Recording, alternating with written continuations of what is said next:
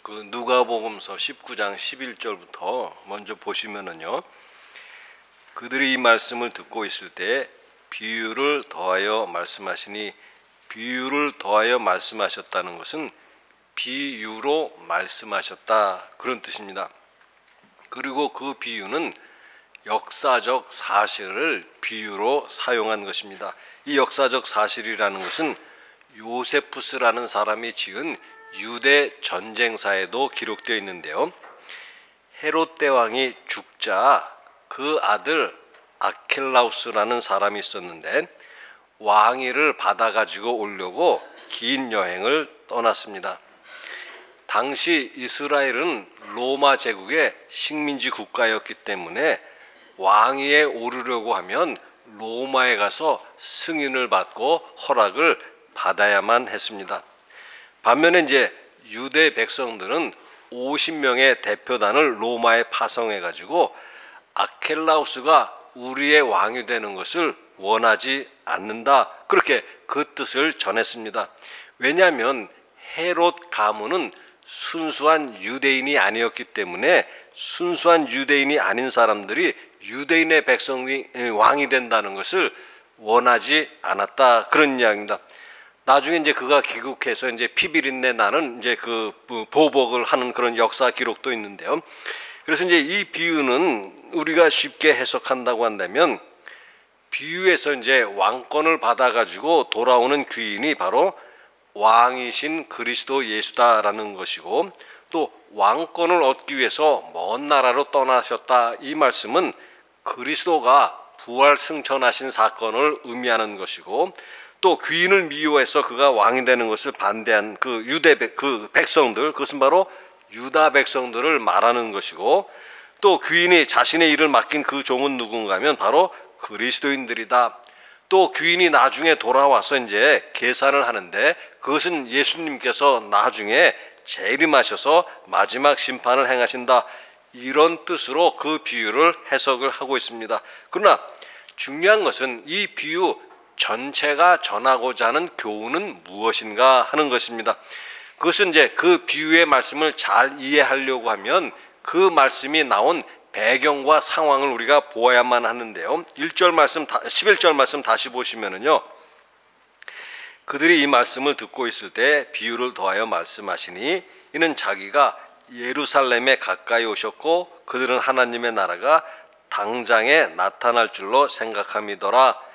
왜 예수님께서 이 비유를 들어서 말씀하셨는가라고 하면은요, 거기에 보신 것처럼 그들은 하나님의 나라가 당장에 나타날 줄로 생각함이더라. 당시 사람들이 하나님의 나라가 당장에 나타날 거라 이렇게 생각하고 있었기 때문에 이것을 비유로 들어서 말씀하셨다, 그런 이야기입니다. 당시 사람들은 하나님의 나라가 당장에도 나타나서 그야말로 천지개벽이 이루어질 것이라 그렇게 생각을 했는데, 그것이 바로 이 비유를 전한 말씀의 배경이다, 그런 이야기입니다. 유대인들이 늘 궁금하게 생각했던 것은 무언가 하면, 구약에서부터 하나님의 나라가 약속이 되어 있는데 그 하나님의 나라는 도대체 언제 나타날 것인가, 이것이 유대인들이 늘 궁금하게 생각했던 것입니다. 기독교 역사로 보면, 기독교 역사에서 그리스도인들은 또 무엇을 궁금했는가 하면, 예수님 재림하신다고 했는데 그 재림이 언제 이루어질 것인가, 이것이 늘 궁금했던 것과 마찬가지입니다. 누가복음 17장 20절에서 21절 같이 읽어보겠습니다. 바리새인들이 하나님의 나라가 어느 때 임하나이까 묻거늘, 예수께서 대답하여 이르시되 하나님의 나라는 볼 수 있게 임하는 것이 아니요 또 여기 있다 저기 있다고도 못하리니 하나님의 나라는 너희 안에 있느니라. 하나님의 나라는 너희 안에 있다, 이 말씀은요, 잘 보시면 너희 안에 있다라는 것은 특정한 시대에 있는 사람들만을 가리키는 것이 아니기 때문에 하나님의 나라는 과거에도 있었고 지금도 있고 미래에도 있을 것이라는 말씀입니다. 하나님의 나라는 진행 중에 있는 것이고 장차 예수님께서 재림하실 때 완성될 나라임을 성경은 말씀하고 있습니다. 따라서 이제 무슨 뜻인가 라고 우리가 생각해 본다고 한다면 결국 하나님의 나라가 언제 나타날 것인가 하는 그 시기는 중요한 문제가 아니다. 그만큼 그들이 궁금하다고 생각하더라도 그것은 중요한 문제는 아니다. 그런 이야기입니다. 비유의 말씀은 그래서 언젠가라는 문제로부터 시작하지만 예수님 대답은 다른 것에 초점을 맞추어져 있는 것을 우리가 볼 수가 있습니다. 중요한 문제는 무언가 하면 오늘 비유에 나타난 것처럼 귀인이 없는 동안에 그 종들이 무엇을 했는가 하는 것에 비유의 초점이 있습니다. 주인이 종들에게 돈을 맡겼는데 그 종들이 그 돈을 적절하게 사용했는가, 그것이 중요한 문제다. 그런 이야기입니다. 따라서 전에도 한번 말씀드렸지만 주님의 재림에 관해서도 마찬가지입니다. 주님의 재림이 언제 이루어질 것인가, 그 시기를 아는 것이 중요한 것이 아니라 주님의 재림을 우리가 어떻게 맞이할 것인가 하는 것이 더 중요하다. 그런 이야기입니다. 이것을 이제 개인적으로 적용한다고 한다면 이것도 마찬가지다. 그런 말씀입니다. 죽음의 문제를 우리가 생각해 볼 수가 있는데 내가 언제 죽음을 맞이할 것인가 하는 것은 그렇게 중요한 문제는 아니다. 그런 이야기입니다. 누구나 이제 죽음을 맞이할 수밖에 없는데 연세가 드신 분들은 그 문제를 이제 자주 생각하게 되실 것이고 젊은 사람들은 맞이할 것임에도 불구하고 전혀 생각하지 않으며 지낼 수도 있습니다. 사람이 죽음의 문제를 생각한다는 것은 필요한 일이지만 그러나 내가 언제 죽을 것인가 하는 문제에만 골몰하며 살아간다고 한다면 그것은 결코 바람직한 일은 아닙니다. 언제 죽을 것인지를 설사 의사한테 선고받았다 할지라도 그날만을 손꼽아 기다리는 것은 별로 바람직한 삶의 모습은 아니다. 그런 이야기입니다. 인생을 판단할 때도 중요한 것은 언제 살았다, 언제 죽었나 이런 것이 아니라 어떻게 살다가 어떻게 죽었는가, 그것이 더 중요한 문제가 아니겠는가 하는 것입니다. 그러면서 이제 오늘 비유를 보게 되면 비유 속에는 착한 종이 있고 악한 종이 있습니다. 그런데 비유의 종은 주인공은 착한 종이라기보다는 악한 종이 비유의 종이라고 볼 수가 있습니다. 비유의 초점이 악한 종에게 맞추어져 있기 때문입니다. 그가 악한 종이라는 심한 말도 듣고 가지고 있는 돈마저도 다 빼앗기는 그런 심판을 받게 되는데 그 이유가 무엇일까 하는 것입니다. 주인은 종들에게 돈을 나누어 주면서 무슨 말을 했는가 하면 내가 돌아올 때까지 그 돈을 가지고 장사하라, 그렇게 말을 했습니다. 그런데 그 악한 종이란 말을 들은 사람은 어떻게 했는가 하는 것입니다. 20절 말씀에 보시면은요, 내가 수건으로 쌓아두었나이다. 돈을 가지고 장사라, 그렇게 주인은 말을 했는데 그 종은 그 돈을 활용하지 않고 단지 보관만 하고 있었다. 그런 이야기입니다. 주인이 맡긴 돈을 활용하지 않고 주인이 맡긴 돈으로 아무 일도 하지 않은 것, 그것이 바로 그가 악한 종이라는 말을 듣고 가진 것마저도 빼앗기는 그렇게 엄격한 심판을 받게 된 이유이다. 그런 이야기입니다. 오늘 우리 사회가 아주 혼란하다, 그렇게도 우리가 말할 수 있습니다. 대학 교수들, 예술인들, 종교인들, 여러 계층의 사람들, 또 대학생은 물론이고 중고등학생 학생들마저도 시국선언에 동참하고 있는 그런 현실입니다. 박근혜 하야라고 말을 하고 박근혜 퇴진하라 이렇게 외치고 있습니다. 어제도 서울에서 민중 총걸기대회가 있었고 지방에 사는 많은 사람들이 전세버스를 대절해서까지 그 대회에 참석했다라고 합니다. 그러면 왜 사람들은 그렇게 모여서 박근혜 퇴진하라, 박근혜 하야라 그런 말을 하고 있는가 하는 것입니다. 최순실 씨와 그 주변 인물들의 비리가 드러났기 때문인가, 그들이 부당하게 대기업에 압력을 가해가지고 자신들이 사적으로 돈을 모았기 때문인가 하는 것입니다.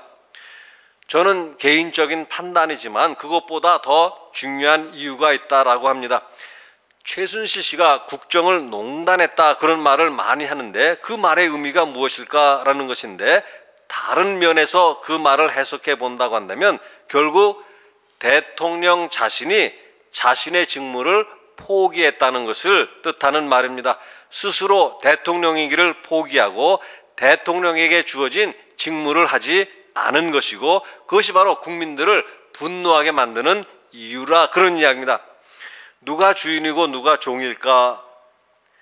대통령이 주인이고 백성이 그 종이라고 생각하는 사람들도 있을 것입니다. 그러나 민주주의 사회에서는 분명히 백성이 주인이고 대통령은 그 종인 것입니다. 김용옥 씨가 얼마 전에 쓴 도올 시진핑을 말한다라는 책에 있는데, 그 책에 보면 이런 내용이 있습니다. 중국 경전에 상서라는 경전이 있는데, 상서에 이런 말이 나온다는 것입니다.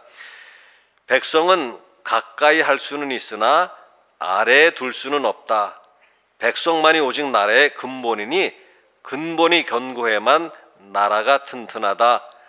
백성은 가까이 할 수는 있으나 아래에 둘 수는 없다. 백성만이 오직 나라의 근본이니 근본이 견고해야만 나라가 튼튼하다. 또 노자라는 경전에는 이런 말이 있다는 것입니다. 성인 위대한 통치자는 정해진 마음이 없다. 오직 백성의 마음을 자기 마음으로 삼을 뿐이다. 대통령이 만일 백성이 주인이고 백성이 나라의 근본이라는 생각을 가지고 자신에게 주어진 일을 충실하게 감당했다고 한다면 오늘 우리 사회가 이 지경까지 갔겠는가 하는 것입니다. 26절 말씀 한번 같이 읽어보겠습니다. 주인이 이르되 내가 너에게 말하노니 물은 있는 자는 받겠고 없는 자는 그 있는 것도 빼앗기리라. 있는 자는 받겠고 없는 자는 있는 것도 빼앗기리라. 이 말씀은 비유에 있는 식으로 말한다면 받은 돈을 활용하는 자와 받은 돈을 활용하지 않는다, 그런 이야기죠. 이미 받은 것을 활용하지 않으면 그 주어진 것마저도 빼앗길 수 있다라는 것입니다. 내용적으로 보면 진화론자 라마르크라는 사람이 한 용불형설이라 하는 이론과도 비슷한데요. 용불형설이라는 뭔가 하면 이런 내용입니다. 생물에게는 환경에게 적응할 수 있는 그런 능력이 있다, 그런 이야기입니다. 그래서 자주 사용하는 기관은 발달하지만 자주 사용하지 않는 그런 기관은 퇴화한다라는 것입니다. 그러면서 라마르크가 전통적인 예로 든 것이 바로 기린의 목을 예로 들고 있는 것입니다. 기린의 목이 왜 길어졌는가?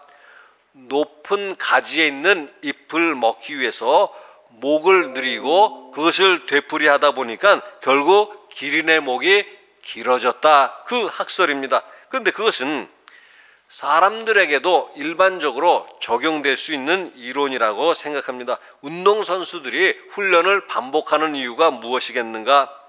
한 번 홈런을 친 사람은 훈련이 없이도 계속 홈런을 칠 수가 있겠는가 하는 것입니다. 이것은 운동 이론에만 적용뿐만 아니라 모든 인생의 법칙이라고 생각합니다. 우리에게 중요한 것은 현재 우리가 얼마나 가지고 있는가라는 것보다는 그 가지고 있는 것을 얼마나 최선을 다해서 활용하는가 하는 것이 더 중요한 일이다, 그런 생각입니다. 이번 주 금요일에 이제 수능 시험이 있고, 수능 시험이 오면 수험생들이 정신적인 스트레스를 많이 받는다고 합니다. 그래서 이 학생들이 평소보다도 더 많은 학생들이 상담을 받는다, 그런 이야기인데요. 얼마 전에 뉴스에 보면 이런 내용입니다. 이번에는 최순실 씨 사건으로 인해서 학생들의 상담 건수가 더 많이 증가했다라는 것입니다. 그런데 그 이유가 뭔가 하면 학생들이 이런 생각을 한다는 것입니다. 열심히 공부해 봐야 무슨 소용이 있느냐, 이런 생각을 강히 학생들을 아주 힘들게 만들고 있다, 그런 이야기입니다.